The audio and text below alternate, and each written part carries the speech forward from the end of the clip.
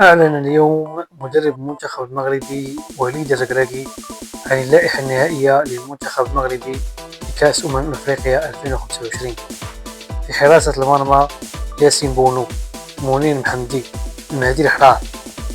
في الدفاع أشرف حكيمي، محمد شيبي، جواد يميق، رومان سايس، عبد الحميد أيت بودلال، نايف أكرد، آدم مسينا، نصير مزراوي، أنس صلاح الدين. وسط الميدان أسامة الغالين، سفيان أمرابط، إسماعيل السباري، نيل العناوي، بلال الخنوس، عز الدين أناحي.